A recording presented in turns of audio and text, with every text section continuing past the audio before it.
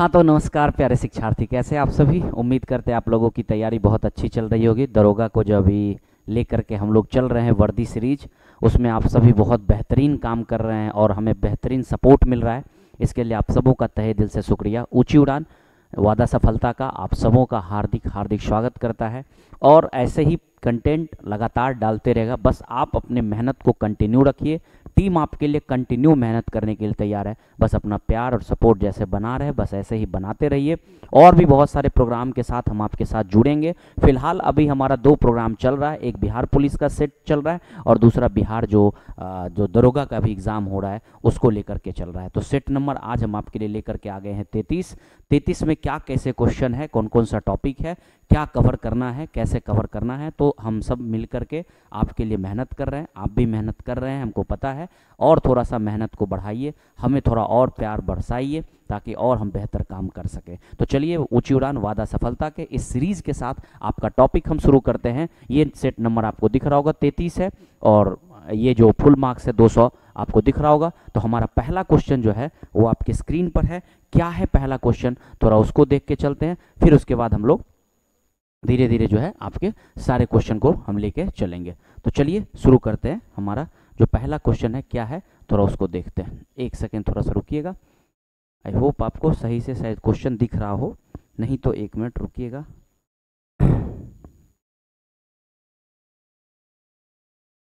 हाँ चलिए, तो पहला क्वेश्चन जो है थोड़ा सा आपको हम समय ले रहे हैं, थोड़ा सा बस थोड़ा एडजस्ट करने दीजिए हमको।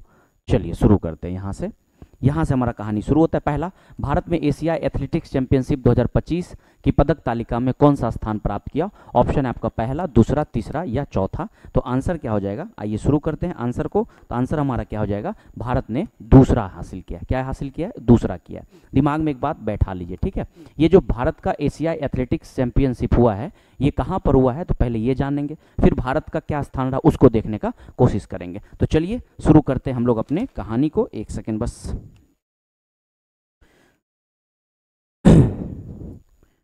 हाँ चलिए, तो क्या क्वेश्चन है हमारा, तो पहली बात कि ये कहाँ पर हुआ था। सबसे पहला बात, ये कहाँ पर हुआ था, पहला क्वेश्चन हमारा ये है, ठीक है। तो ये कहाँ पर हुआ था, तो आपको दिमाग में बैठा देना ये कहाँ हुआ था।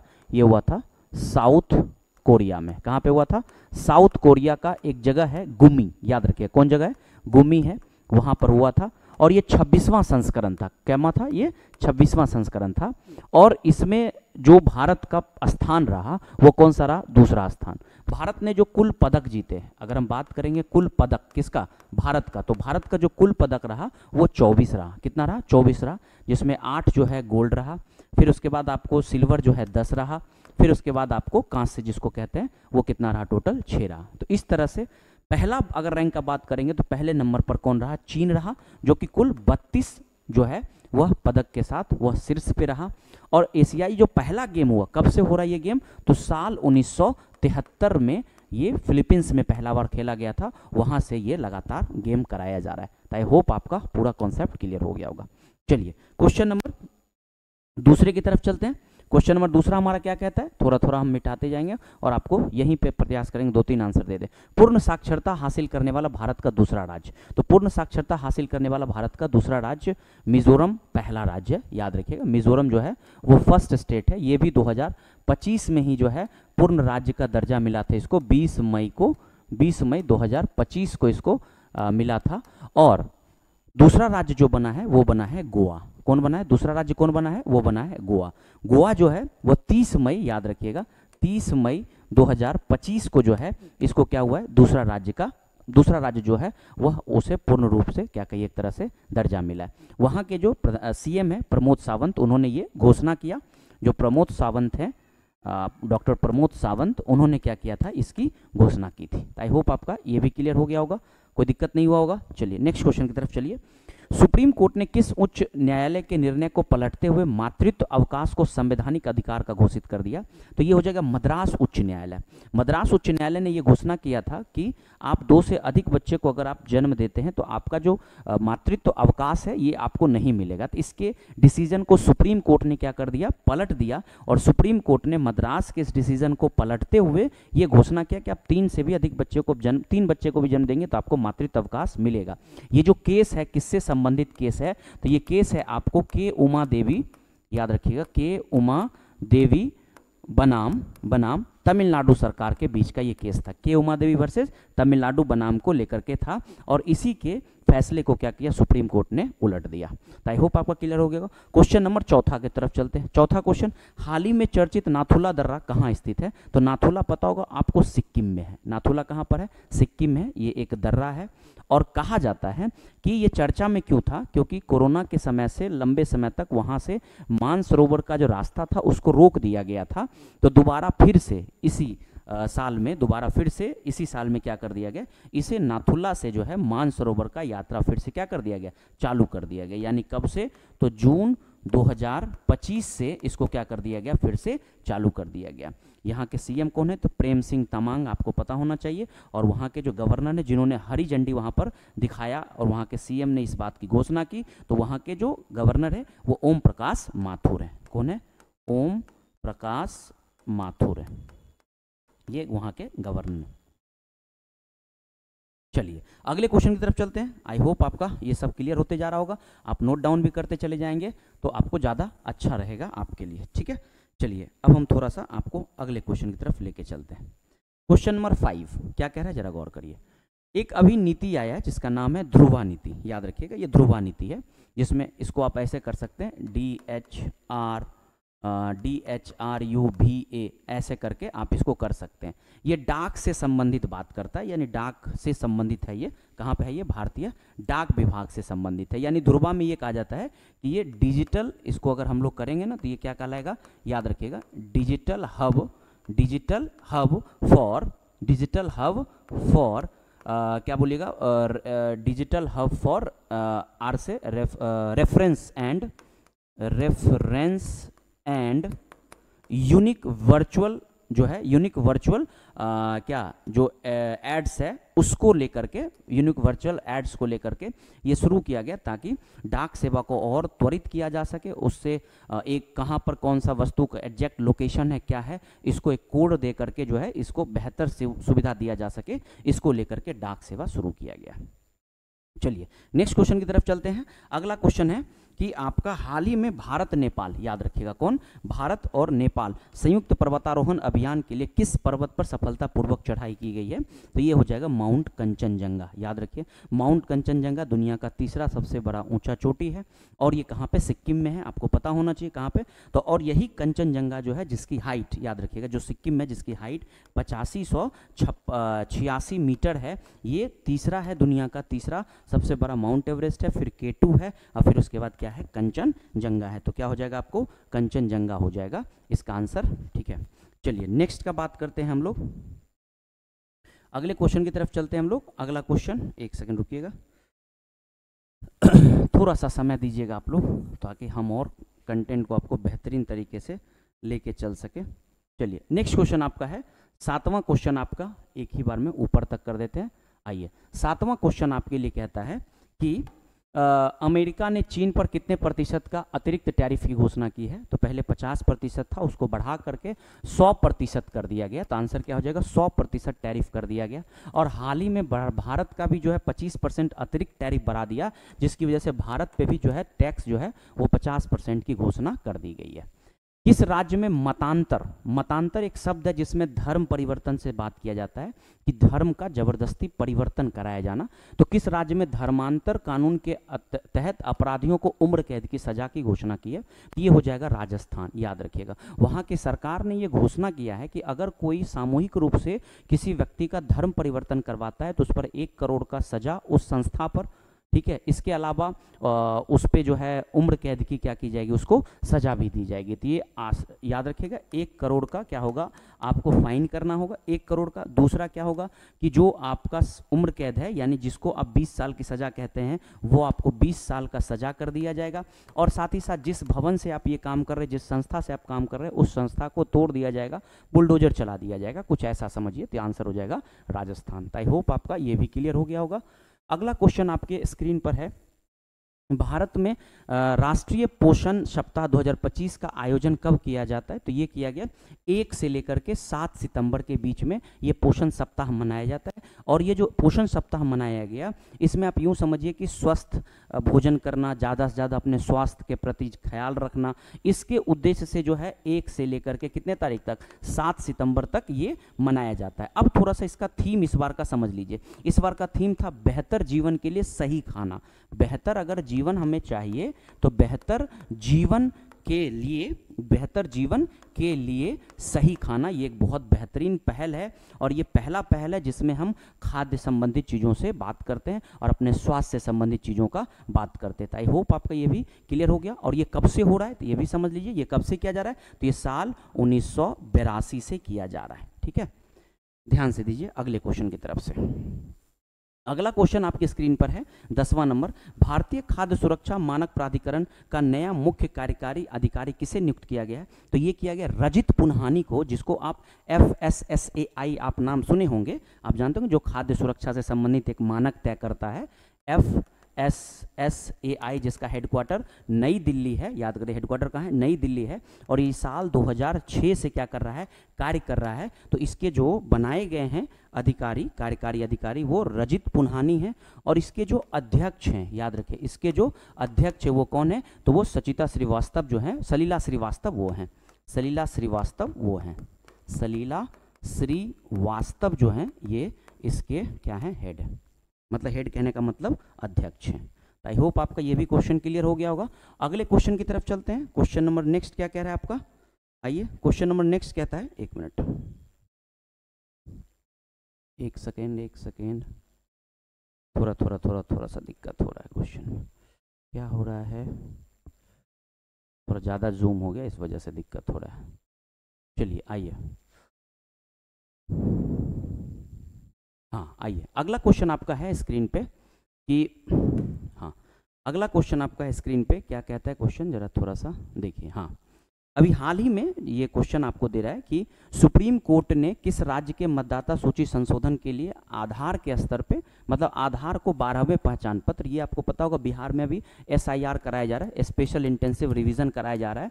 और इसमें पहले जो दस्तावेज लगते थे उसमें से एक नया दस्तावेज ऐड कर दिया गया, आधार को दस्तावेज के तौर पे ऐड कर दिया गया। तो यह राज्य बिहार है। SIR का फेज बिहार से स्टार्ट हुआ और वर्तमान में अभी 12 राज्यों में, जिसमें 9 राज्य और 3 UT में ये प्रोग्राम अभी शुरू किया गया है। और इसमें 12वें पहचान पत्र को क्या बिहार में शुरू किया है। इसका काम जो है चुनाव आयोग कर रहा है, इसका काम जो कर रहा है वो कौन कर रहा है, चुनाव आयोग कर रहा है। और चुनाव आयोग का जो गठन हुआ था, याद करिए 25 जनवरी 1950 को। और वर्तमान जो अभी चुनाव आयुक्त हैं वो कौन है, ज्ञानेश कुमार। कौन है वो, ज्ञानेश कुमार है। चलिए, फिर उसके बाद विश्व महिला ग्रामीण दिवस 2025 कब मनाया गया, तो ये जो है मनाया गया 15 अक्टूबर को ये मनाया जाता है। विश्व ग्रामीण जो महिला दिवस है ये कब से, 15 अक्टूबर को मनाया जाता है। ये दिमाग बैठा लीजिएगा।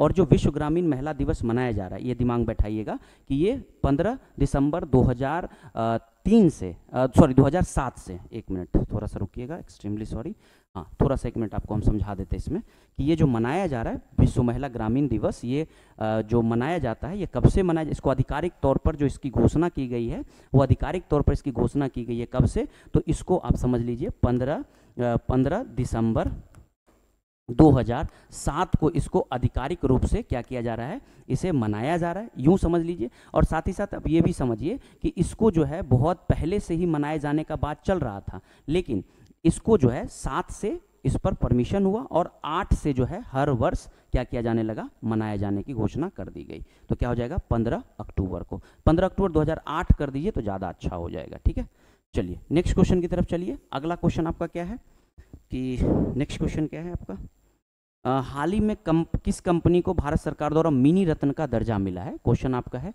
किस कंपनी को मिनी रत्न का दर्जा दिया गया है। आपके पास ऑप्शन है, हम थोड़ा इसको और इस साइड कर देते हैं ताकि आपको दिखने में आसान रहेगा। चलिए ध्यान दीजिए, हाँ आइए, किस रत्न किसको दिया गया मिनी जो रत्न का दर्जा दिया गया वो किसको दिया गया? तो Rail Vikas Nigam, Grid India, Hindustan Shipyard Limited या भारतीय सौर ऊर्जा, ये एचएसएल को दिया गया। एचएसएल जो भारतीय शिपयार्ड लिमिटेड है उसको मिनी रत्न का क्या किया गया? दर्जा दिया गया। कब दिया गया? तो 14 अक्टूबर 2025 को जो है इसको क्या किया गया? दर्जा दिया गया। और कहा जाता है कि जो मिनी रत्न होता है जिसमें अभी भारत की, अगर हम आपसे बात करें कुल भारत का बात करेंगे तो 59 कंपनियों को क्या मिला है? मिनी रत्न का दर्जा मिल चुका है। और ये कौन देता है? तो ये सब जो भारत का रक्षा मंत्री है वो इन चीज़ों से संबंधित काम कर रहा है ना, तो ये उससे संबंधित आप काम कर लीजिएगा, ठीक है। आधिकारिक रूप से इसको आप ये समझ लीजिए। नेक्स्ट में क्या कह रहा है कि यही क्वेश्चन था आपका, ये क्या क्लियर हो गया सबका? हाल ही में किस कंपनी को मिनी रत्न का दर्जा मिला? एचएसएल। आइए नेक्स्ट का क्वेश्चन का बात करेंगे। तो एक मिनट, थोड़ा सा दिक्कत हो रहा है इसमें। आइए अगले क्वेश्चन को तो लेके चलते हैं। अगला क्वेश्चन आपके लिए है, सॉरी रक्षा मंत्री, यहाँ वाला क्वेश्चन में आपका आ गया। रक्षा मंत्री ने, बल्कि ये जो शिपयार्ड है वो उसको दिया जा रहा है। रक्षा मंत्री राजनाथ सिंह ने हल्के लड़ाकू विमान MK-1 की तीसरी उत्पादन लाइन का उद्घाटन कहाँ किया? तो बेंगलोर, नासिक, हैदराबाद या चेन्नई। तो ये आंसर क्या हो जाएगा आपका? नासिक हो जाएगा। याद रखिएगा, नासिक के जो चीफ मार्शल जो अमरप्रीत सिंह है उनके और वायुसेना इन सबों के एक प्रयास से और रक्षा मंत्री के प्रयास से जो है नासिक में क्या किया गया? इस प्रोग्राम को शुरू किया गया। आई होप आपका क्लियर हो गया होगा। चलिए नेक्स्ट क्वेश्चन, किस आधिकारिक तौर पर, किस देश ने आधिकारिक तौर पर ब्रिक्स में शामिल होने का आवेदन किया है? ऑप्शन है आपके पास इंडोनेशिया, मलेशिया, वियतनाम या अर्जेंटीना। तो आंसर क्या हो जाएगा इसका? मलेशिया। याद रखिएगा, मलेशिया ने साल 2024 में जो है आधिकारिक रूप से इसका मतलब दर्जा लेने के लिए क्या किया? उसने आधिकारिक रूप से इसका दर्जा लेने के लिए उसने क्या किया कि घोषणा किया। घोषणा ये मतलब एक तरीके से कह सकते हैं, एक मिनट रुकिएगा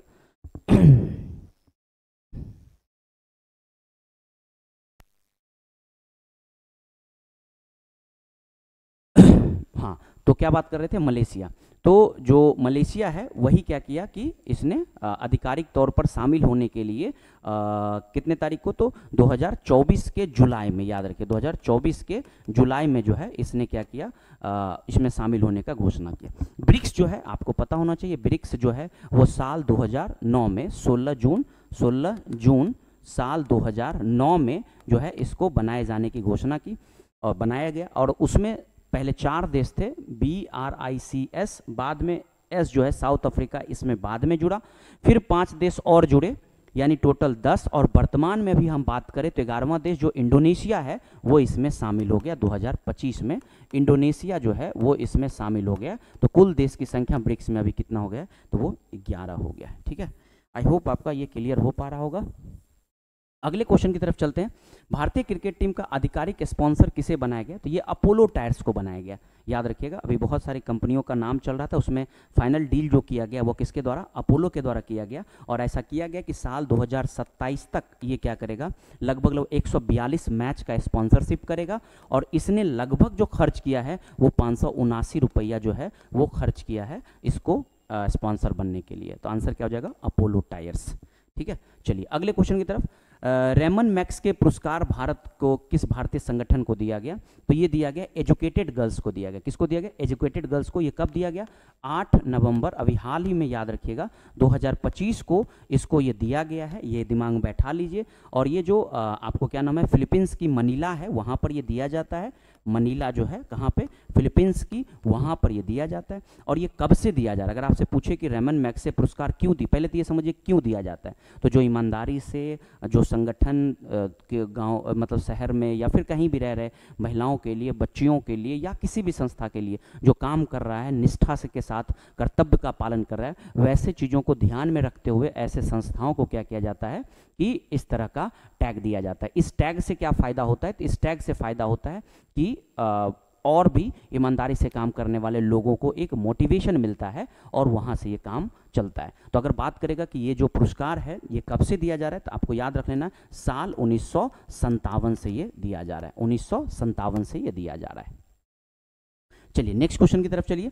हाल ही में प्रधानमंत्री नरेंद्र मोदी ने 22 अगस्त 2025 को गंगा नदी पर किस पुल का उद्घाटन किया और वो एशिया का सबसे चौड़ा पुल बनाया गया है? तो एशिया का सबसे चौड़ा पुल जो बना ये औंटा सिमरिया, याद रखिएगा, ये जो बनाया गया लगभग 34 मीटर का जो है ये बनाया गया और 6 लेन है, ये 6 लेन है। अब प्लस दिमाग बैठाइए, ये मोकामा जो है, मोकामा आप जानते होंगे, मोकामा से लेकर के उधर बेगूसराय को ये जोड़ने का काम किया गया, जो कि गंगा नदी पर बनाया गया है। किस नदी पे? गंगा नदी पे बनाया गया है।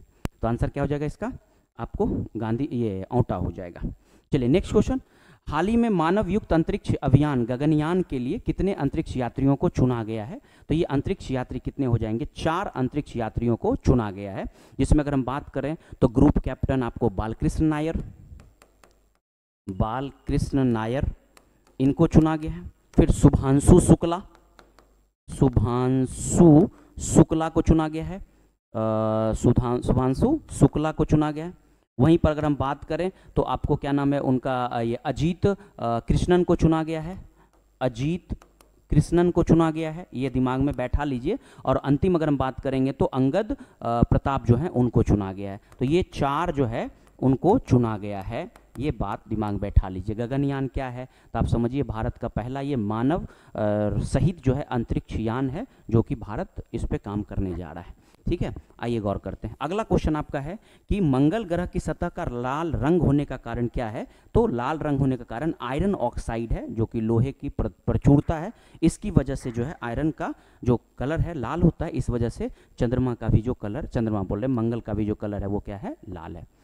उसके बाद अगले क्वेश्चन की तरफ चलें। अगला क्वेश्चन आपका है कि हिंद महासागर में स्थित सबसे बड़ा सागर कौन है, जो लगभग 3.86 मिलियन वर्ग किलोमीटर में है? तो ये आपको है अरब सागर। भारत का अगर आप मैप देखते होंगे तो आपको ये जो पार्ट दिख रहा होगा ये क्या है? ये अरब सागर का है, जो कि हिंद महासागर का क्या है? हिस्सा है। दिमाग बैठा लीजिए। ये कई आपस में देशों को जोड़ता है। जैसे अगर हम बात करेंगे तो ये भारत को जोड़ता है, बात करेंगे तो आपको ईरान को जोड़ता है, ओमान को जोड़ता है, पाकिस्तान को जोड़ता है, आपको सोमालिया को जोड़ता है। तो ये कई देशों को आपस में ये जोड़ने का काम करता है। तो इसका आंसर क्या हो जाएगा? अरब सागर। नेक्स्ट क्वेश्चन आपका है, महाबलेश्वर में महादेवी के प्राचीन मंदिर में गाय की जो मूर्ति है उसके मुख से निकलने वाली किस धारा है? तो वो कौन सा धारा है? वो कृष्णा नदी है। कौन सी नदी है? याद रखिएगा, कृष्णा नदी है, जो कि महाबलेश्वर से, आपको दिमाग बैठा लेना, महाबलेश्वर से यह नदी क्या होती है? निकलती है और 1400 किलोमीटर के आसपास में इसकी लंबाई है। तो क्या हो जाएगा इसका आंसर? ये हो जाएगा कृष्णा हो जाएगा। उसके बाद निम्नलिखित में से कौन सी एशिया की सबसे बड़ी कृत्रिम झील है? अगर हम कृत्रिम झील का बात करेंगे तो कृत्रिम झील जो है वह भोपाल का भोजताल झील जो है, इसको भोजताल झील भी हम लोग कहते हैं, भोजताल झील के नाम से भी हम इसे जानते हैं। और ये कृत्रिम रूप से ये क्या है? सबसे बड़ा माना जाता है, याद रख लीजिएगा। तो ये आंसर हो जाएगा भोपाल झील। वहीं अगर बात करें तृतीयक कोयला, यानी जो टर्सरी कोयला है, तृतीयक कोयला है, कोयला 2 प्रकार का भारत में होता है। एक होता है गोंडवाना कोयला है, जो कि आपको झारखंड, उड़ीसा, पश्चिम बंगाल ये सब क्षेत्रों में मिलता है। और एक जो है जो ईस्ट इंडिया साइड में मिलता है, और उसका जो निर्माण है 5 करोड़ साल के आसपास पहले हुआ था। तो ये कहाँ पर हो जाएगा? तो ये हो जाएगा मेघालय में। कहाँ हो जाएगा? मेघालय में। द्वितीय हरित क्रांति का प्रकोष्ठ, यानी द्वितीय हरित क्रांति का जो हेडक्वार्टर है वो किसको बनाया गया? तो ये पटना को बनाया गया। पटना के आसपास के जितने भी क्षेत्र हैं, पटना के आसपास के जितने भी क्षेत्र हैं, जैसे हम एग्जाम्पल आपको बताए तो पटना हो जाएगा, यानी बिहार आ जाएगा। इसके अलावा आपको पश्चिम बंगाल आ जाएगा। इसके अलावा अगर हम आसपास के राज्यों का बात करेंगे तो आपको उड़ीसा आ जाएगा। तो इन सारे राज्यों को सिंचाई के तौर पे बेहतर करने के लिए जो है वहाँ पर क्या किया गया? द्वितीय हरित क्रांति प्रकोष्ठ बनाया गया। प्रथम का अगर बात किया जाए तो ऐसा कोई मुख्यालय नहीं है, वो ऊपर वाला जो क्षेत्र है हरियाणा, पंजाब, पश्चिमी जो है उत्तर प्रदेश, ये सारे क्षेत्रों को रखा गया। हरित क्रांति पता होगा, जिसके जनक MS स्वामीनाथन को कहा जाता है, MS स्वामीनाथन को कहा जाता है, ये याद रखिएगा। चलिए नेक्स्ट क्वेश्चन की तरफ हम आपको लेकर के चलते हैं। अगला क्वेश्चन क्या है हमारा, वो लेकर के आपको आगे चलते हैं।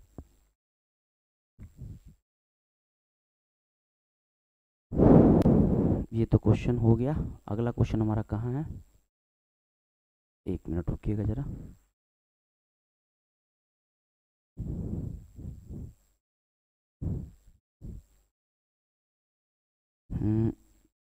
आइए नेक्स्ट क्वेश्चन है आपका। थोड़ा सा एडजस्ट करने में आज समय हमको ज़्यादा लग रहा है, सॉरी इसके लिए। हाँ, क्योंकि थोड़ा सा अब इसी पर काम चलेगा, ज़्यादा अच्छा लगता है ये वाला, है ना। थोड़ा समय लग रहा है लेकिन एडजस्टमेंट हो जाएगा। चलिए कोई नहीं। अगला, निम्नलिखित में से कौन सा कारक मृदा निर्माण के लिए मुख्य रूप से उत्तरदायी है? अपक्षय कारक उत्तरदायी है पूछ रहा है, सिंचाई, अवकरण या खनन। मतलब सबसे जो है वो पूछ रहा है कि मृदा निर्माण में सबसे मुख्य कारक कौन है।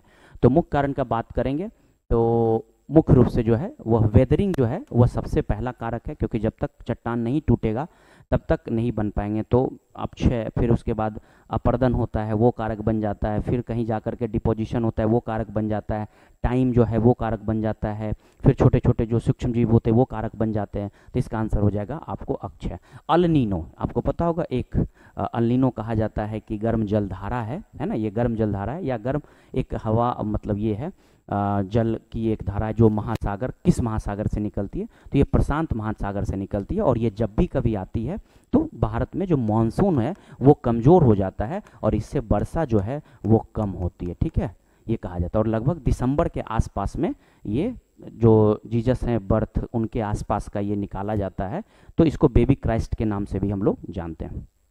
निम्नलिखित में से सही मिलान करना है आपको। असम, मध्य प्रदेश, उड़ीसा और मेघालय। असम, उड़ीसा, मध्य प्रदेश और मेघालय आपको मेन सही करना है, कौन सा इसका सही आंसर हो जाएगा। तो अगर इसका सही आंसर हम बात करेंगे तो एक कसी असम का मानस, अगर मध्य प्रदेश का बात करेंगे तो मध्य प्रदेश का हो जाएगा आपको पंचमढ़ी, अगर वहीं हम उड़ीसा का बात करेंगे तो उड़ीसा का हो जाएगा सिमलीपाल, और अगर वहीं मेघालय का बात करेंगे तो नौकरेक हो जाएगा। इसका आंसर हो जाएगा आपको ए हो जाएगा। क्या हो जाएगा इसका आंसर? ए हो जाएगा। आई होप आपको क्लियर हो रहा होगा, क्लियर रह रहा होगा।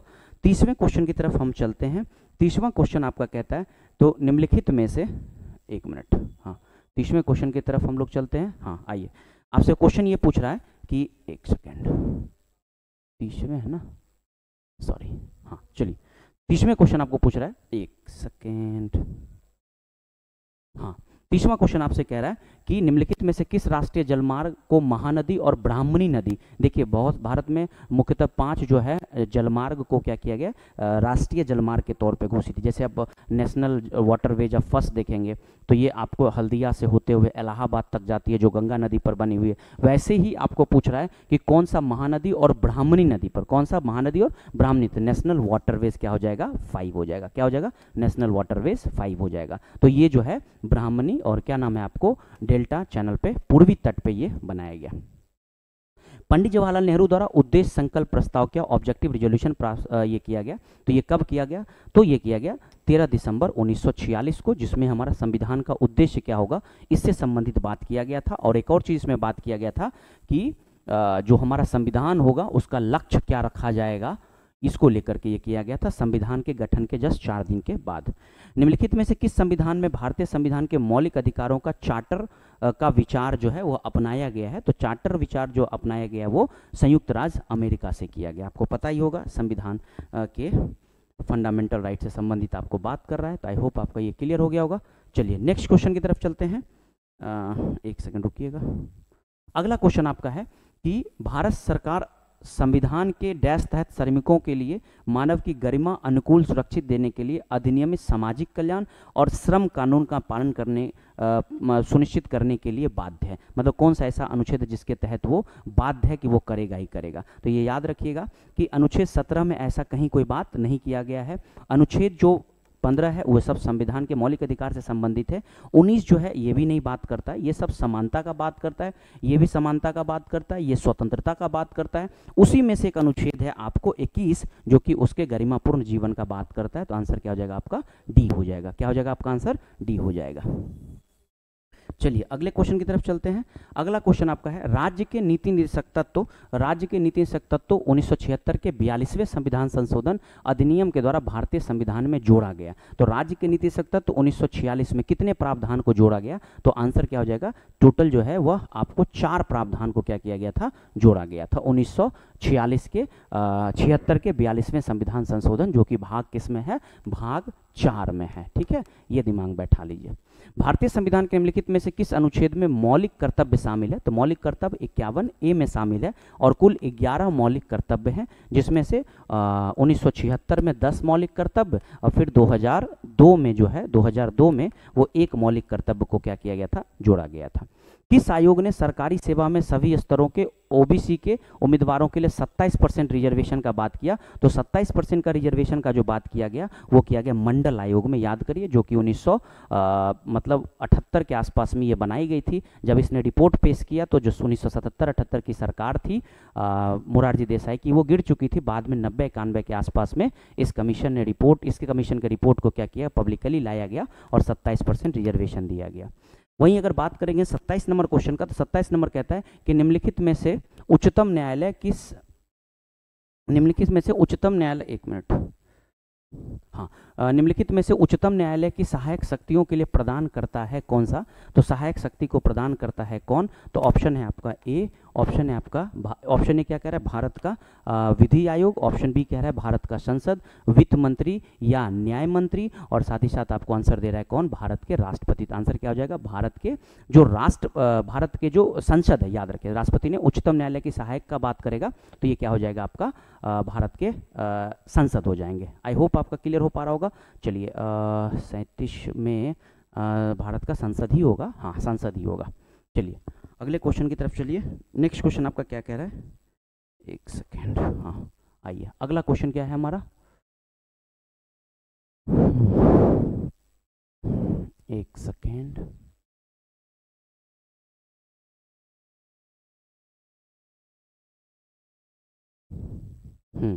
परिसीमन आयोग का गठन कौन करता है? आपसे सवाल है कि परिसीमन आयोग का गठन कौन करता है? तो ऑप्शन है आपके पास भारत का चुनाव आयोग, भारत का संसद, भारत के राष्ट्रपति, भारत के प्रधानमंत्री, भारत के राष्ट्रपति। परिसीमन आयोग का गठन भारत के राष्ट्रपति करते हैं और ये एक समय पर किया जाता है, मतलब एक समय पर करके फिर इसको हटा दिया जाता है।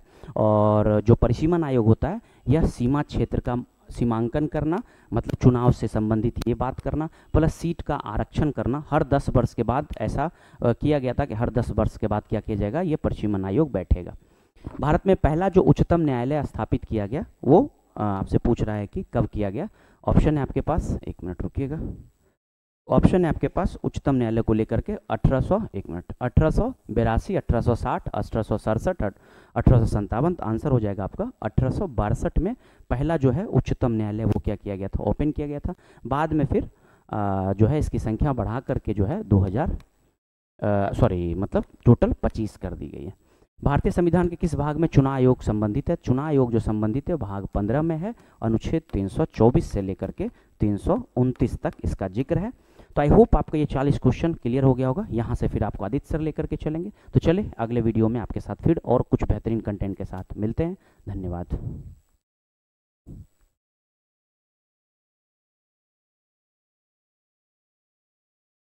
सुस्वागतम ऊंची उड़ान के इस प्लेटफॉर्म में, जहां हम लोग सारे सेट के ऊपर बात करते हैं, टेस्ट आप देते हैं, एनालिसिस यहाँ पर होता है और इन एनालिसिस को हम लोग देखते हैं, सारे क्वेश्चन को बारीकी से समझने का प्रयास करते हैं।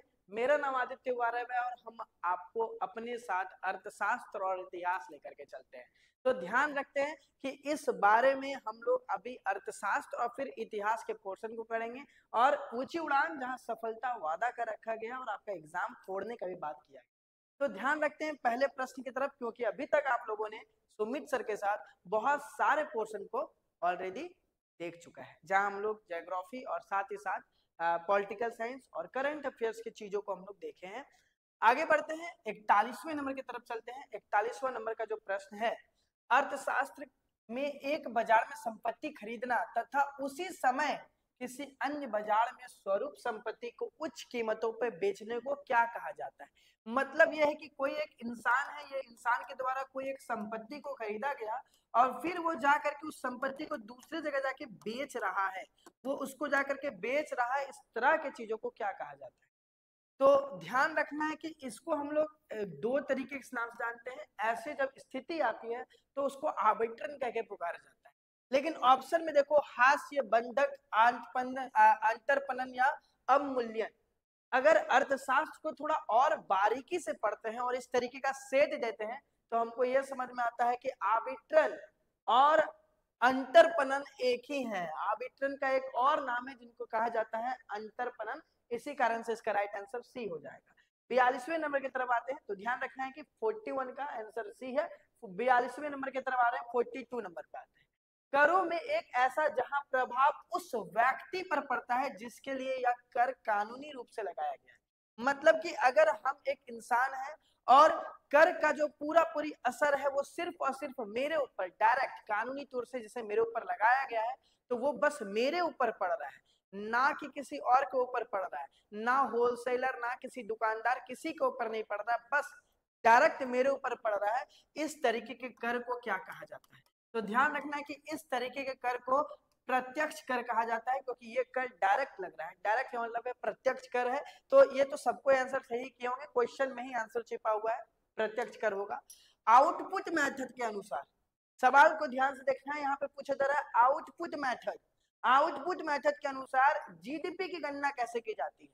जीडीपी की गणना आउटपुट के हिसाब से हमें देखने को क्या मिलता है कि पूरा जीडीपी प्लस सब्सिडी, जो सब्सिडी भी सरकार देती है, उस दोनों को जोड़ने के बाद ही निर्धारित होता है तुम्हारा जीडीपी की गणना। तो ध्यान रखना है कि जीडीपी की जो गणना है वो स्थिर कीमतों पर जीडीपी कर सब्सिडी नहीं, स्थिति कीमत पर जीडीपी, स्थिर कीमतों पर जीडीपी प्लस, ये कभी नहीं बोलना है कि जो हमारी स्थिर कीमत है प्लस सब्सिडी को भी सरकार जोड़ती है, उसके बाद जीडीपी निर्धारित किया जाता है। इस कारण से इसका राइट आंसर क्या होगा? बी नंबर इसका राइट आंसर होगा। 44वें नंबर की तरफ मूव करते हैं। 44वां नंबर का प्रश्न हमारा ये है कि भारत में औसत घाट्य वृद्धि दर कितना है? औसत घाट्य वृद्धि दर जो 17% से शुरू हुआ था और वो आज प्रेजेंट में क्या देखने को मिलता है, 1.64% हो चुका है। तो भारत में औसत घाट्य वृद्धि दर जो जनसंख्या के हिसाब से निर्धारित की जाती है वो 1.64% है। नहीं आ रहे 45वें नंबर पर, किसी अर्थव्यवस्था में वित्तीय संसाधनों को द्वारा नहीं जुटाया जा सकता है। कौन ऐसे चीजों हैं जो वित्तीय संसाधनों के द्वारा नहीं जुटाया जाता है? तो बता दें कि कभी कभी ऐसा होता है कि किसी एक सामान का दाम, कोई एक सामान है और इसका दाम धीरे धीरे करके बढ़ता है, और जब इसका मूल्य बढ़ने लग जाता है तो उसको क्या कहते हैं?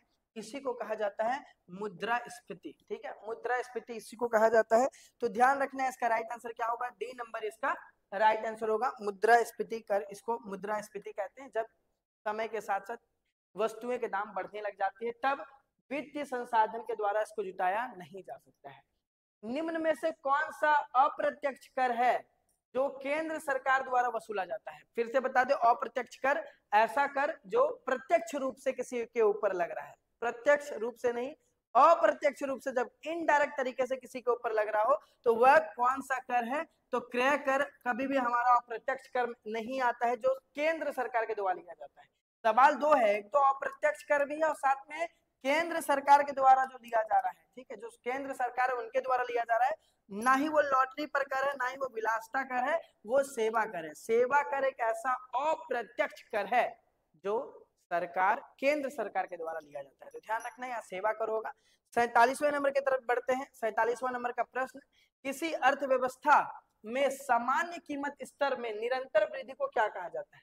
जब कोई चीज बार बार निरंतर बढ़ती जाती है, अभी जस्ट बताएं कि कोई एक वस्तु है, इसकी दाम बार बार बढ़ रही है, बार बार बढ़ रही है, बार बार बढ़ रही है, इस तरह के कर को सर मुद्रास्फीति कह के पुकारते हैं। इसी का एक और नाम है जिसको इंग्लिश में इन्फ्लेशन कह के भी पुकारा जाता है, इन्फ्लेशन कह के भी पुकारा जाता है। तो ध्यान रखना है, इन्फ्लेशन अगर इन्फ्लेशन हिंदी में लिख देता है तो इन्फ्लेशन होगा या मुद्रास्फीति होगा। निम्नलिखित में से कौन सा बैंक भारत में सार्वजनिक क्षेत्र के बैंक का एक उदाहरण है?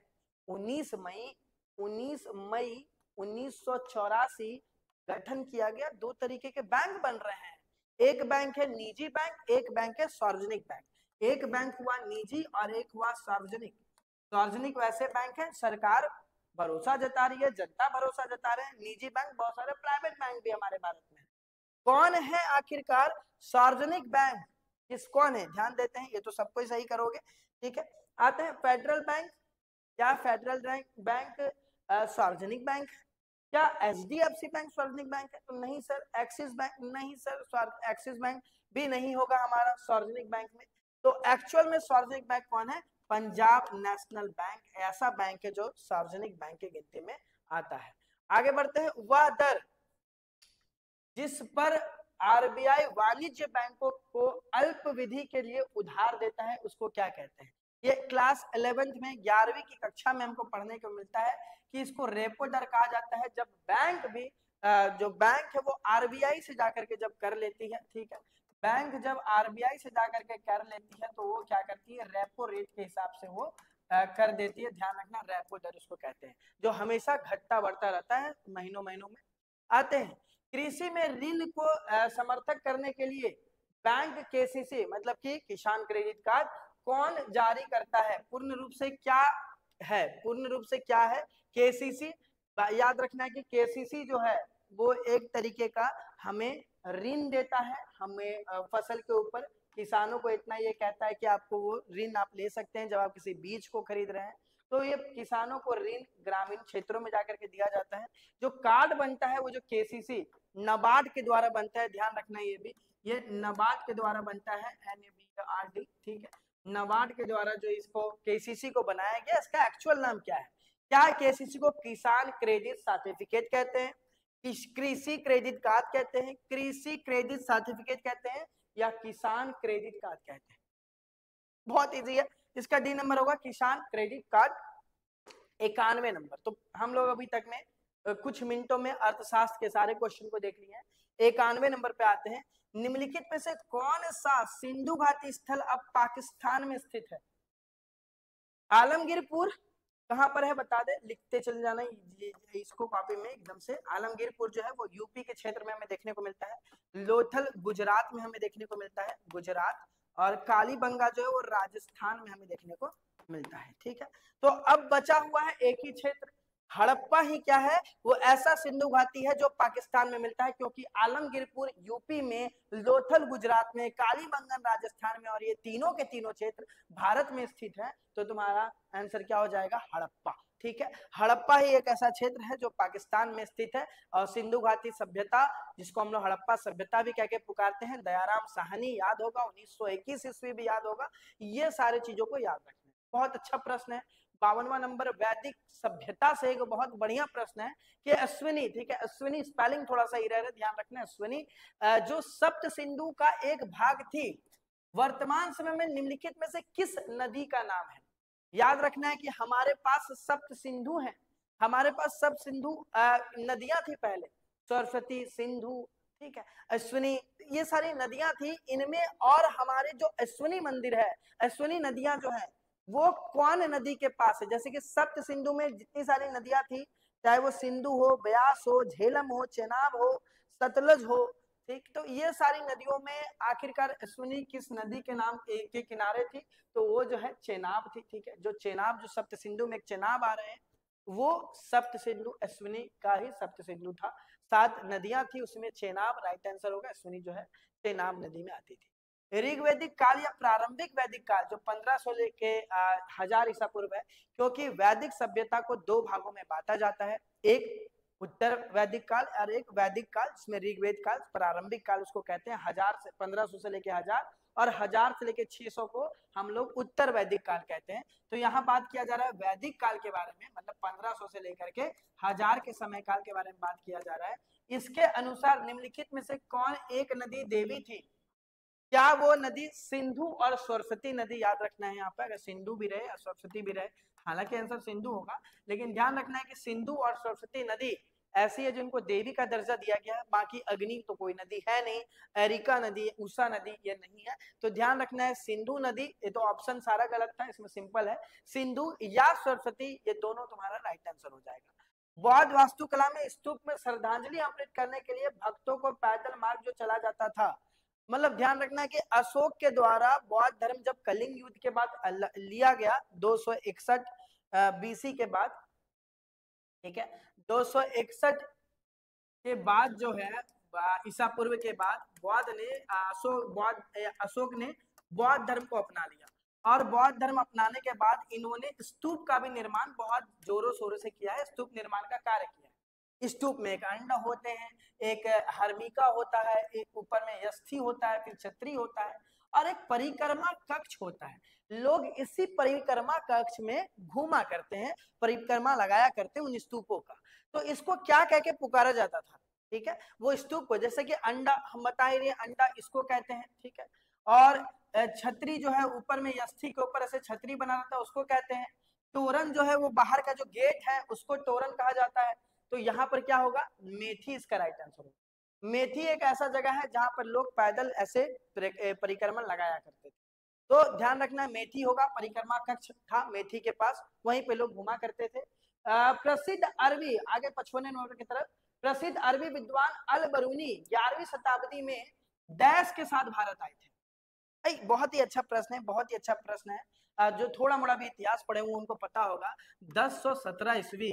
और अलबरूनी कहाँ के हैं, उज्बेकिस्तान, ठीक है, उज्बेकिस्तान के अलबरूनी, इनके द्वारा एक किताब लिखा गया, प्लीज ये सब आप लोग कॉपी में लिखिएगा प्लीज। अलबरूनी के द्वारा एक किताब लिखा गया जिसका नाम क्या है, किताब ए हिंद, जिसको एक और नाम से कहते हैं तहकीकाते हिंद, ठीक है, किताब ए हिंद या फिर तहकीकाते हिंद। ये जो आए थे 1017 में, वो आए थे महमूद गजनवी के साथ। ये आए हुए हैं कब, 1017 में। कहां से आए हैं, उज्बेकिस्तान से आए। तो ध्यान रखना है, वहीं पे आक्रमण किए थे 1017 में, फिर वहां से इनको लेकर के भारत लेके आते हैं और फिर लंबे समय तक ये भारत में रहते हैं। आते हैं हम लोग 56वें नंबर की तरफ। बलबन द्वारा दिल्ली सल्तनत में निम्नलिखित में से किस विभाग का पुनर्गठन किया गया था। बता दें कि बलबन के समय में बहुत सारे मंगोल आक्रमण का भी खतरा था।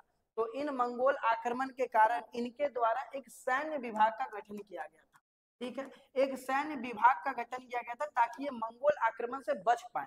वो जो मंगोल आक्रमण के लिए सैन्य गठन का निर्माण किया गया है, वो बलबन जो किए थे उसको क्या कहकर पुकारते हैं, उसको पुकारते हैं दीवान ए अर्ज कहकर, ठीक है। तो ये दीवान ए अर्ज थी जिसके बलबन के द्वारा स्थापित की गई एक सैन्य विभाग जो मंगोल आक्रमण से बचने के लिए किया गया है।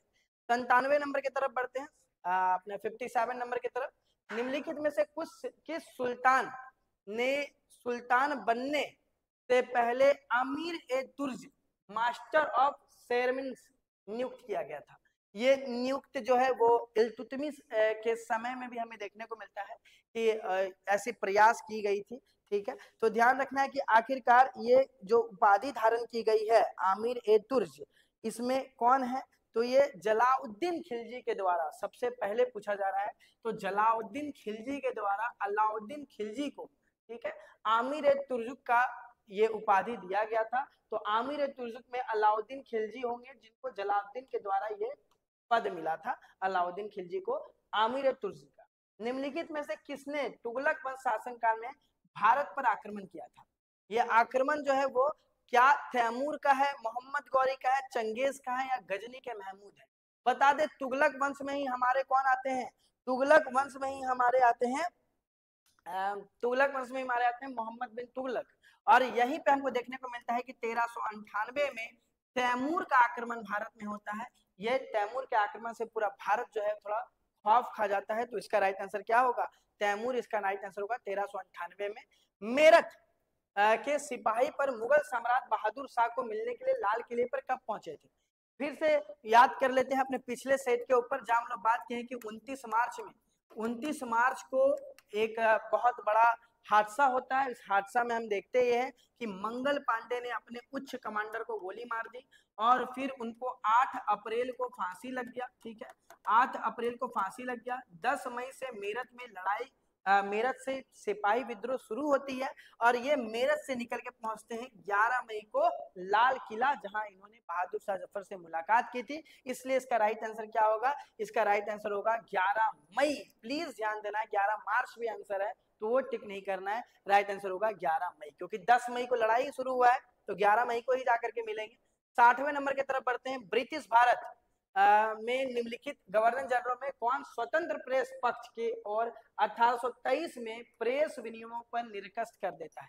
मतलब पहले जो है ये आजादी नहीं थी कि हम प्रेस में किसी बात को कह सकते हैं। तो 1823 में लोगों को लगने लग गया कि राष्ट्रवाद जो है वो बढ़ जाएगा। इसके लिए ये लोगों ने क्या किया, इन लोगों ने प्रेस पे रोक लगाने का प्रयास किया ताकि राष्ट्रवाद का उदय ना हो पाए। तो इसमें राइट आंसर होगा लॉर्ड मेटकाफ, इनके द्वारा ही प्रेस पर रोक लगा दिया गया था। प्रेस को यह कहा गया था कि आपको उतना ज्यादा आजादी नहीं मिलेगा किन्हीं चीजों के ऊपर बात रखने में।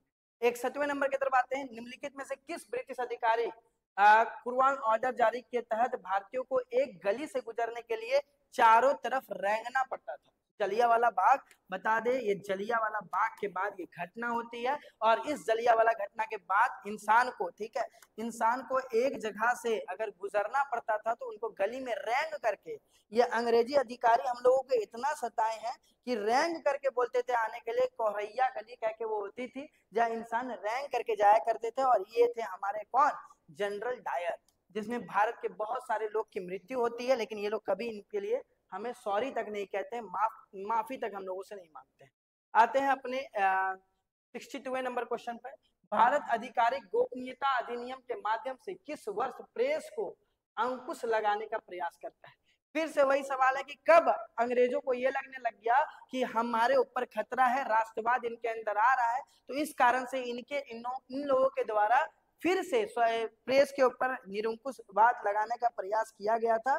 तो वो आंसर है 1904, क्योंकि बता दें कि 1905 में इनको बंगाल का विभाजन करना था, इसीलिए इनको ये खतरा था कि कहीं राष्ट्रवाद का उदय ना हो जाए, लोग हमारे खिलाफ ना हो जाए, इस कारण से इन लोगों के द्वारा 1904 में प्रेस के ऊपर अंकुश लगा दी जाती है। 1904 इसका राइट आंसर है। गांधी इरविन समझौता किस वर्ष किया गया है? गांधी इरविन के ऊपर बात कर लें। नमक आंदोलन, जिसको हम लोग सविनय अवज्ञा आंदोलन भी बोल रहे हैं, जहां हम लोगों ने कानून को तोड़ा और उसके बाद गांधी जी जेल चले गए। फिर पहला राउंड टेबल कॉन्फ्रेंस हुआ, पैथम गोल में सम्मेलन हुआ 1930 में, और गांधी जी इस पर भाग नहीं लिए। तो इस कारण से इरविन जो यहाँ के वाइसराय हैं, उनको कहा जाता है कि आप गांधी जी से मिलकर समझौता करिए। ये समझौता 5 मार्च 1931 को होता है। तो इसका राइट आंसर 1931 है, जहां गांधी जी का इरविन से मुलाकात और बहुत सारे पक्षों पर बात रखी जाती है। 1600 में ईस्ट इंडिया कंपनी ने डैश से एक चार्टर प्राप्त किया था। क्या वो महारानी एलिजाबेथ प्रथम थी या रानी विक्टोरिया थी? बता दे 1600 में जो इंग्लैंड से जो कुछ लोग निकल रहे हैं, वो यहाँ पर आ रहे हैं व्यापार करने के लिए, 15 साल का एक ये लेकर के कि हम लोग को चार्टर मिला हुआ है कि हम लोग ये कर सकते हैं सिर्फ व्यापार। ये लिए थे वो लोग महारानी एलिजाबेथ प्रथम से, ठीक है। उसके बाद ये माना जाता है कि भारत में ये लोग आते हैं और भारत को लूट करके चले जाते हैं, और वही जो भारत को सोने की चिड़िया कही जाती थी, उनको पूरा पूरी ध्वस्त करने का इनके द्वारा प्रयास किया। 65 नंबर की तरफ, निम्नलिखित में से किसने एक सशक्त अहिंसात्मक आंदोलन खुदाई खिदमतगार या रेड शर्ट पहनने की स्थापना की थी? ये भी बता दे कि ये हमें ये देखने को मिलता है कि एक राष्ट्रवाद का उदय होता है, जहां लोग रेड शर्ट पहन करके अंग्रेजों के खिलाफ लड़ाई करने का एक प्रयास करते हैं, ठीक है। तो ये जो है ये शुरुआत की जाती है खान अब्दुल गफ्फार खान के द्वारा।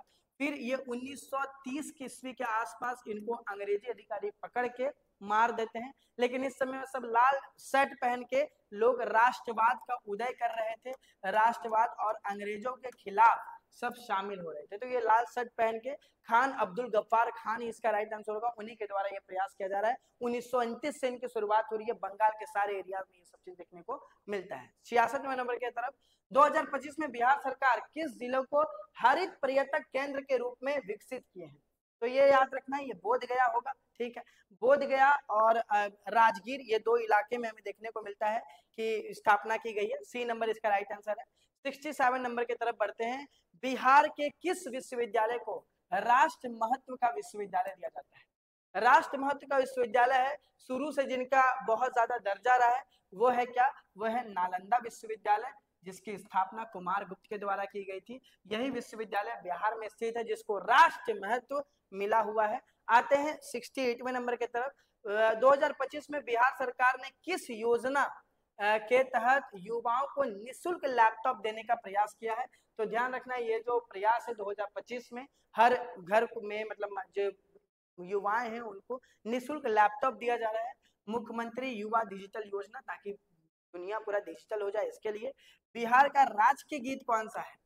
बहुत ही अच्छा सवाल है, ये सबको ही सही किए होंगे शायद। मेरे भारत के कंठहार, ठीक है, ये बिहार का राष्ट्र गीत है। बाकी बिहार के गौरव गान, मेरी बिहार की धरती, बिहार राज्य गीत, जय जय जय बिहार, ऐसा कुछ भी नहीं है। अब लास्ट क्वेश्चन की तरफ बढ़ते हैं, फिर आगे साइंस का पोर्शन आ जाएगा। पटना में उच्च न्यायालय की स्थापना कब की गई है? तो ये फरवरी 1916 में इसकी स्थापना की गई है। फरवरी 1916 में 8 फरवरी 1916 में बिहार पटना में पटना उच्च न्यायालय की स्थापना की गई, जहां न्याय देने का काम किया जाएगा। 71वें नंबर से सवाल जो है वो विज्ञान और गणित का आ जाता है। हमारे साथ मनोज सर जुड़ेंगे और उन सारे पोर्शन को साथ में करके रखते रहेंगे।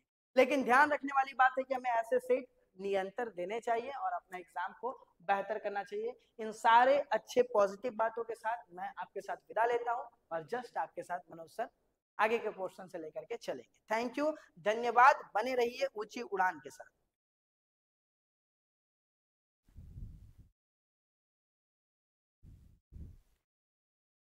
जय हिंद मेरे दोस्त, मेरे भाई बहन, आप सभी का स्वागत है ऊंची उड़ान के इस डिस्कशन क्लास में। तो दोस्तों आज हम कवर करने वाले हैं बिहार एसआई का सेट नंबर 33 का साइंस वाले कवर। इससे पहले सुमित सर और आदित्य सर ने आप लोगों को अन्य जो भी सब्जेक्ट थे उसको कवर कर लिया है और फाइनली मैं आपको साइंस और मैथ का यहाँ पे कवर करने वाला हूँ। तो चलिए शुरू करते हैं। 71 नंबर जो साइंस का पहला क्वेश्चन हो जाता है, साइंस का पहला क्वेश्चन हो जाता है जिसमें क्या पूछा हुआ है, सूर्य द्वारा उत्सर्जित प्रकाश का रंग क्या होता है। तो आपको पता है कि सूर्य द्वारा जो प्रकाश उत्सर्जित किए जाते हैं उसका रंग सफेद होता है, जो 7 रंगों से मिलके बना होता है। बैगनी से लेके लाल तक टोटल 7 रंग होते हैं जिससे मिलके ये सूर्य का प्रकाश बना होता है। अगर हम लोगों को सफेद में से 7 रंगों को अलग करना है तो उसको एक प्रिज्म से होके गुजारना होगा जिससे 7 रंग अलग हो जाते हैं। इस तरह हम कह सकते हैं कि सफेद रंग जो बना होता है उस 7 रंगों से मिलके बना होता है। हमारा दूसरा नंबर क्वेश्चन हो जाता है फुलमिनोलॉजी किसका अध्ययन है। फुलमिनोलॉजी जो है वो किसका अध्ययन है, तो ये बिजली का अध्ययन है। ये वाला आकाशीय पिंडी, आकाशीय बिजली का ये अध्ययन है। आप लोगों ने बेंजामिन फ्रैंकलिन का नाम सुना होगा जिन्होंने बिजली पे शोध कार्य किया था और उन्होंने ही इसके तहत एक तरह से बताया था कि किस तरह बिजली बनती है, उसके सुरक्षा के लिए क्या क्या उपाय करना चाहिए। और तड़ित झंझावत का नाम सुना होगा, उसका भी आविष्कार एक तरह से बेंजामिन फ्रैंकलिन ने ही किया था। ठीक है, तो हम क्या कह सकते हैं, फुलमिनोलॉजी का अध्ययन आकाशीय पिंड। और बात करें वायुमंडल, वायुमंडल का अध्ययन क्या कहलाता है, तो मेटेरियोलॉजी। मेटेरियोलॉजी वायुमंडल का अध्ययन कहलाता है। और ज्वालामुखी का अध्ययन क्या कहलाता है, तो वोल्केनोलॉजी, वोल्केनोलॉजी। ठीक है, वोल्केनोलॉजी के तहत हम लोग क्या करते हैं, तो ज्वालामुखी विस्फोट का अध्ययन करते हैं। और प्राकृतिक गैस का अध्ययन के लिए कोई विशेष क्षेत्र नहीं है, ये जीवाश्म ईंधन अध्ययन में ही इसका भी अध्ययन कर लिया जाता है। ठीक है, फिर बात करें किसी चालक धातु के तार में आवेशों के प्रवाह के लिए इलेक्ट्रॉन कब गति करते हैं, तो जब क्या होता है, जब विद्युत धारा में अंतर देखने को मिलती है, सॉरी विद्युत दाब में जब अंतर देखने को मिलती है तब क्या होता है, तब विद्युत, यहाँ पे है किसी चालक धातु के तार में आवेशों के प्रवाह के लिए इलेक्ट्रॉन कब गति करते हैं, तो जब विद्युत दाब में अंतर देखने को मिलता है। यानी कि जब जिस क्षेत्र में विद्युत दाब कम होता है उसमें जिस क्षेत्र में विद्युत दाब अधिक होता है वहां से प्रवाहित होता है। तो ऑप्शन सी सही हो जाएगा। नेक्स्ट की बात करें तो त्वरण के परिवर्तन की दर के बराबर होता है, किसके बराबर होता है, तो वेग के। त्वरण में परिवर्तन का दर वेग के बराबर होता है। ठीक है, वेग के बराबर होता है। नेक्स्ट क्वेश्चन हम लोग देख लेते हैं। नेक्स्ट क्वेश्चन तो इसमें क्या दिया हुआ है, बल की दिशा में विस्थापन के साथ बल के गुणनफल द्वारा क्या दर्शाया जाता है, तो ये कार्य दर्शाया जाता है, कार्य। ठीक है, कार्य दर्शाया जाता है। आप लोगों ने एक फार्मूला एक तरह से पढ़ा होगा, कार्य बराबर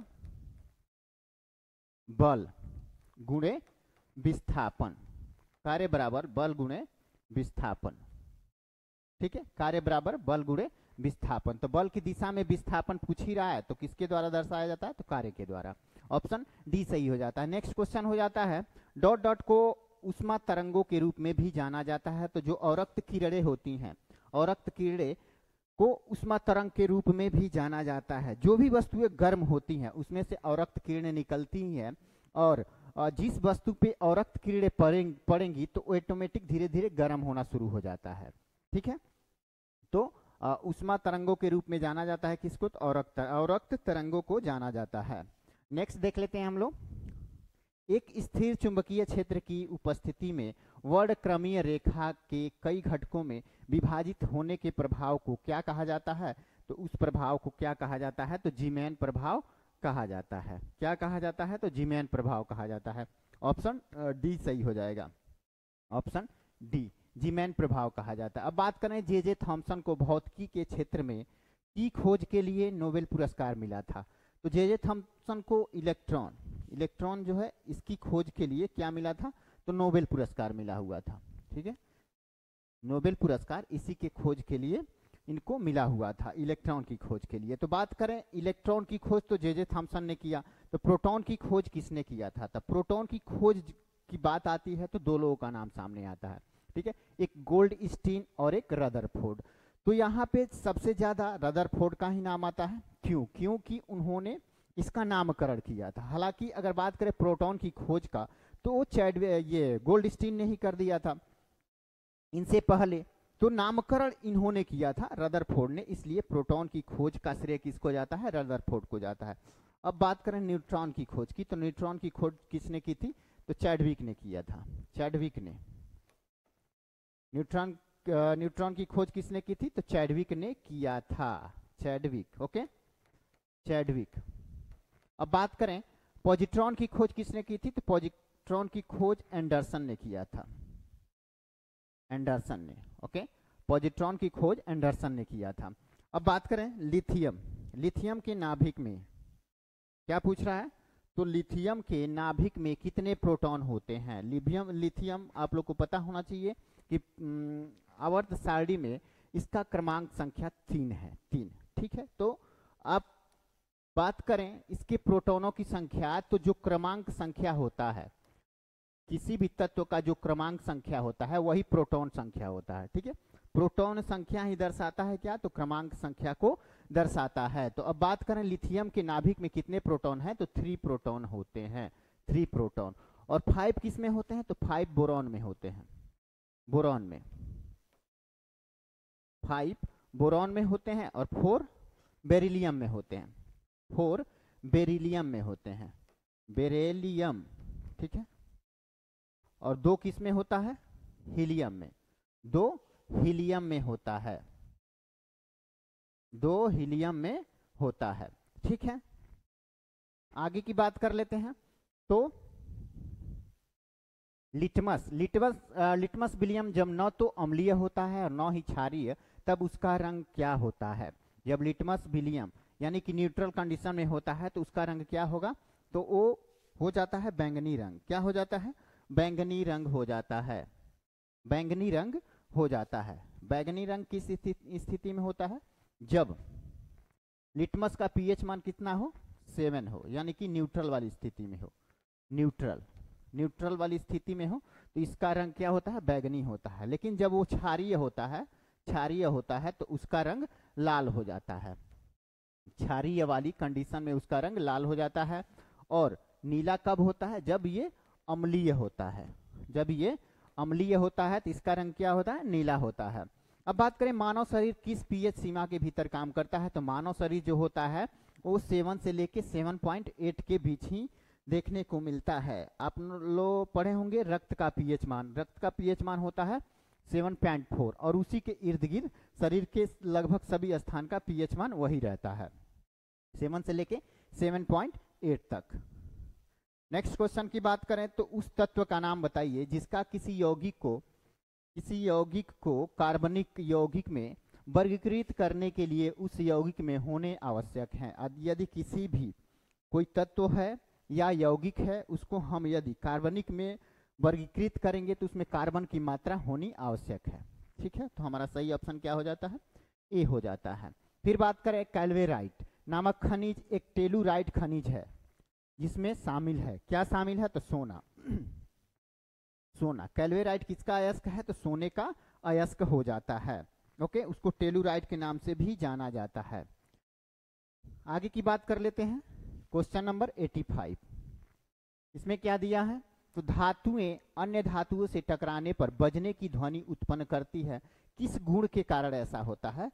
तो ये ध्वनिक के कारण होता है, ध्वनिक वाला गुण उसमें जो पाया जाता है उसी के कारण वो आपस में टकराती हैं तो ध्वनि निकालती हैं। ठीक है, आगे बात करें पासेर डोमेस्टिकस को आम भाषा में किस नाम से जाना जाता है? तो गौरैया जो है बिहार का राष्ट्रीय पक्षी, ठीक है। बिहार का जो राष्ट्रीय पक्षी गौरैया है उसका साइंटिफिक नेम की बात करें तो उसका नाम है पासिर डोमेस्टिका। पासिर डोमेस्टिका, पासिर डोमेस्टिका किसका नाम है? गौरैया का, ठीक है।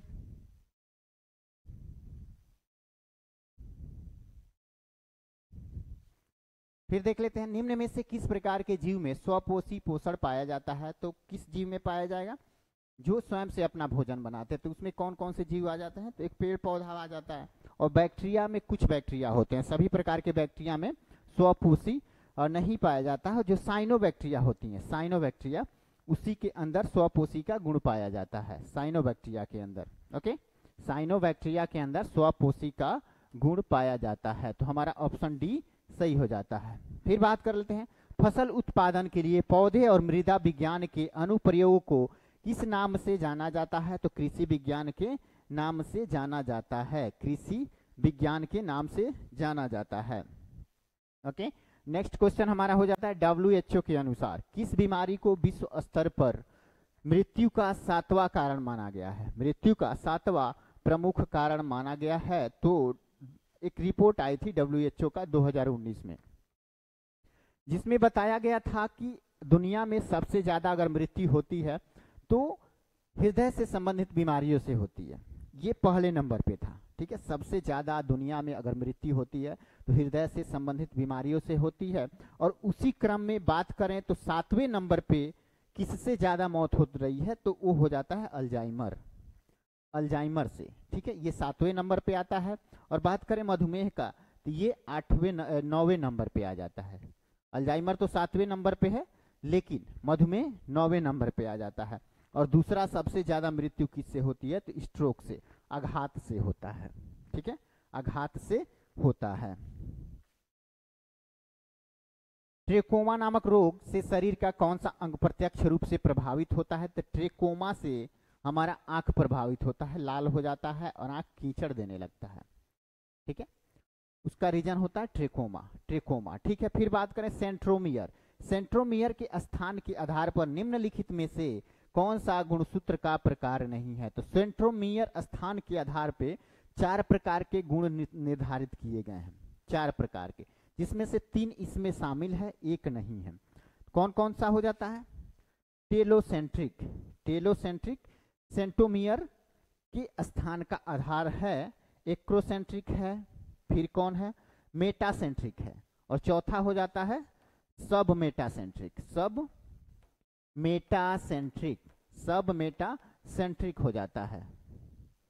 ये 4 जो हैं वो सेंट्रोमियर के स्थान के आधार पर इन्हें क्या किया गया है? गुणसूत्र के प्रकार बताया गया है चारों को। लेकिन जो लोफोसेंट्रिक है वो इसमें शामिल नहीं है, लोफोसेंट्रिक इसमें शामिल नहीं है, लोफोसेंट्रिक इसमें शामिल नहीं है। आगे की बात कर लेते हैं तो त्वचा निम्नलिखित में से किस प्रकार की झिल्ली है? तो त्वचा अगर बात करें तो ये किस प्रकार की झिल्ली है? तो क्यूटेनियस झिल्ली है। ये हमारे शरीर का मुख्य झिल्ली, त्वचा का मुख्य झिल्ली यही होता है। हमारे शरीर का जो त्वचा है इसका मुख्य झिल्ली जो होता है वो कौन होता है? तो क्यूटेनियस होता है, क्यूटेनियस झिल्ली, ओके, क्यूटेनियस झिल्ली। और म्यूकस झिल्ली की बात करें तो म्यूकस झिल्ली कहाँ पाई जाती है? तो म्यूकस झिल्ली उस जगहों पे पाई जाती है जहां से वेस्ट मटेरियल बाहर निकलते हैं, जैसे मुंह हो गया, मुंह से गला के अंदर तक पूरा ये रास्ता है, उस पे पाया जाता है, उसके दीवारों पे ये पाया जाता है, नाक में पाया जाता है, फिर अन्य जगहों पे जो तरह से बाहर की तरफ खुलते हैं वहां पे पाया जाता है। क्या? तो म्यूकस झिल्ली। फिर बात करें सिरोस झिल्ली कहाँ पाई जाती है? तो ये शरीर के आंतरिक भागों में पाया जाता है, शरीर के अंदरूनी भाग जो होते हैं उनमें पाया जाता है सिरोस झिल्ली। और साइनोबियल झिल्ली कहाँ पाया जाता है? तो साइनोबियल झिल्ली जो पाया जाता है जहाँ पे ज्वाइंट होता है, हड्डियों का ज्वाइंट होता है, जैसे घुटने पे हो गया, ये कोनी पे हो गया, जहाँ जहाँ ज्वाइंट है वहाँ पे ये पाया जाएगा, साइनोबियल झिल्ली। ओके, फिर देख लेते हैं नेक्स्ट क्वेश्चन। रक्त में ऑक्सीजन को, रक्त में ऑक्सीजन को कैप्चर करने का कार्य कौन करता है? तो रक्त में ऑक्सीजन को कैप्चर, देखो फेफड़ा जो हम सांस लेते हैं वो सबसे पहले फेफड़े में जाता है, फेफड़ा से रक्त क्या करता है? तो ऑक्सीजन को ले लेता है और पूरे शरीर में लेके उसको पूरे शरीर में दौड़ाता है, और उसके बाद शरीर से जो गंदगी होती है कार्बन डाइऑक्साइड उसको वापस लाता है, फिर फेफड़े पे लाके छोड़ देता है और फेफड़ा उस हवा को बाहर कर देता है। तो ये सारा जो लेन देन का काम करता है, एक जगह से दूसरे जगह लेके जाता है और आता है, वो हीमोग्लोबिन है। ठीक है, हीमोग्लोबिन है। अब देख लेते हैं नेक्स्ट क्वेश्चन। 93 हो गया। अब हमारा क्वेश्चन आ रहा है 94 नंबर का क्वेश्चन कौन सा है तो देख लेते हैं। विंडोज सॉफ्टवेयर का निर्माण किया गया था। विंडोज सॉफ्टवेयर किसके द्वारा निर्माण किया गया था? तो माइक्रोसॉफ्ट कंपनी जो है वो विंडोज का सॉफ्टवेयर का ही निर्माण करती है। विंडोज सॉफ्टवेयर का निर्माण किसके द्वारा किया गया था? तो माइक्रोसॉफ्ट के द्वारा। माइक्रोसॉफ्ट की स्थापना की बात करें तो इसकी स्थापना कब हुई थी? इसकी स्थापना हुई थी 1975 में। ठीक है, पॉल एलन और ये दुनिया का सबसे अमीर आदमी बिल गेट्स, इन दोनों के द्वारा माइक्रोसॉफ्ट की स्थापना की गई थी। ठीक है, ये भी पूछता है। पॉल एलन और ये कौन है? Bill Gates. ठीक है, बिल गेट्स, इन दोनों के द्वारा माइक्रोसॉफ्ट कंपनी की स्थापना की गई थी 1975 में। लेकिन विंडोज सॉफ्टवेयर, ठीक है, विंडोज सॉफ्टवेयर पहली बार 1983 में इनके द्वारा तरह से सार्वजनिक रूप से मार्केट में लाया गया था। ठीक है, पहली बार बनाया गया था। ओके, कब? 1987 में, जिसका नाम क्या था? विंडोज 1.0 था। विंडोज 1। अभी तो विंडोज 30, 10, 30, 90 ऐसे बन गया है, बहुत सारा इसके वर्जन बन चुके हैं, लेकिन पहला जो बन के आया था 1987 में विंडोज 1 बन के आया था। ओके, तो ये हमारा हो जाता है माइक्रोसॉफ्ट। अब देख लेते हैं माइक्रोसॉफ्ट है। माइक्रोसॉफ्ट क्या है? तो माइक्रोसॉफ्ट क्या है? तो ये सॉफ्टवेयर बनाने वाली कंपनी है, तो सॉफ्टवेयर विकास करने वाली एक संस्था है। ऑप्शन बी सही हो जाता है, ऑप्शन बी सही हो जाता है। अब नेक्स्ट क्वेश्चन देख लेते हैं। नेक्स्ट क्वेश्चन क्या हो जाता है? तो अब मैथमेटिक्स आ गया। ठीक है, अब मैथमेटिक्स को हम लोग सॉल्व कर लेते हैं। चलिए हम देख लेते हैं पहला क्वेश्चन। वर्ष 2000 में मोनू की आयु उसकी बहन की आयु की 3 गुनी थी। 2010 में उसकी आयु उसकी बहन की आयु से 24 वर्ष अधिक थी। तो 2010 में मोनू की आयु ज्ञात करने के लिए बोल रहा है। ठीक है, यहाँ मोनू हो गया और यहाँ उसकी बहन हो गई, है ना, मोनू और उसकी बहन। यदि मोनू की आयु देखिए उसकी बहन की आयु x मानते हैं तो जो मोनू है उसकी आयु 3x हो जाएगी, क्योंकि उसकी बहन की आयु की 3 गुना यहाँ पे दिया हुआ है। ठीक है, 3 गुना दिया हुआ। अब 10 साल बाद पूछ रहा है। 10 साल बाद क्या होता है? 10 साल बाद मान लो यहाँ पे 3x तो पहले से था ही, इसमें 10 ऐड कर देते हैं तो इधर भी 10 ऐड हो जाएगा, x प्लस 10। 10 साल बाद क्या होता है? तो जो मोहन होता है वो अपनी बहन से 24 साल अधिक उम्र होता है। तो इन दोनों को कंपेयर करने के लिए इधर हम 24 जोड़ देंगे, हो गया 24। ठीक है, 24 जोड़ देते हैं। अब दोनों बराबर हो गया, इसको सॉल्व कर देंगे तो हमारा आ जाएगा, यानी कि 3x plus 10 equal to x plus 24 10 34 हो जाएगा। ठीक है, 34 हो जाएगा। अब देखो x इधर लेते आ रहे हैं, 3x इधर आएगा, x तो माइनस हो जाएगा, और 10 को उधर लेके जाते हैं, 34 माइनस 10 तो क्या हो जाएगा? इधर x 2x बचेगा और उधर 34 में से 10 घट गया तो 24 बचेगा, यानी कि x का वैल्यू क्या हो जाएगा? 12 हो जाएगा। x का वैल्यू 12 हो जाएगा। तो अब देखो 10 साल बाद पूछ रहा है ना इसका उम्र, यानी कि 2010 में मोनू की आयु क्या है? तो 2010 में मोनू की आयु यही था, 3x प्लस 10 यही था ना। तो x का वैल्यू 12 और 12 तियाई 36 अब प्लस 10 कर देंगे, 46 हो जाएगा। ठीक है, टोटल 46 साल उसकी उम्र हो जाएगी। ऑप्शन बी हमारा सही हो जाता है। अब नेक्स्ट क्वेश्चन हम लोग देख लेते हैं। नेक्स्ट क्वेश्चन, 11 और 30 के बीच की अभाज्य संख्याओं का औसत ज्ञात करना है। तो 11 और 30 के बीच टोटल कितने अभाज्य संख्या होंगे? तो हम ये क्वेश्चन पहले भी हम लोगों ने किया है, तो टोटल 5 हो जाते हैं। जैसे 11 और 30 के बीच में अभाज्य संख्या कितने हो जाते हैं? 5 हो जाते हैं। कौन कौन से हो जाएंगे? 11 के बाद जो आता है 13 हो जाएगा, 17 हो जाएगा, फिर 19 हो जाएगा। ठीक है, 19 और फिर हो जाता है 23, फिर हो जाता है 29। इन सब को प्लस कर देंगे और बटे में 5 से डिवाइड कर देंगे तो हमारा आंसर आ जाएगा, क्या आएगा, तो ये 20.2 आ जाता है। ठीक है, 20.2। तो नेक्स्ट क्वेश्चन अब हम देख लेते हैं। नेक्स्ट क्वेश्चन क्या है, यदि किसी वस्तु का क्रय मूल्य 2500 है, यदि किसी वस्तु का क्रय मूल्य 2500 है और उसका विक्रय मूल्य 2375 रुपया है तो हानि प्रतिशत ज्ञात करना है। देखो 2500 क्रय मूल्य है और विक्रय मूल्य क्या है 2375, यानी 125 रुपये घाटे में बेच रहा है। तो हम लोग हानि निकाल लेते हैं परसेंटेज में, 125 बटे 2500। परसेंटेज निकालने के लिए 100 से गुणा कर देंगे, निकल गया हमारा 2 जीरो से 2 जीरो कट गया, अब 25 पचे 125, तो यही हमारा आंसर हो गया 5%। कौन सा ऑप्शन सही हो जाएगा, तो ऑप्शन बी सही हो जाएगा, ऑप्शन बी सही हो जाएगा। नेक्स्ट देख लेते हैं हम लोग।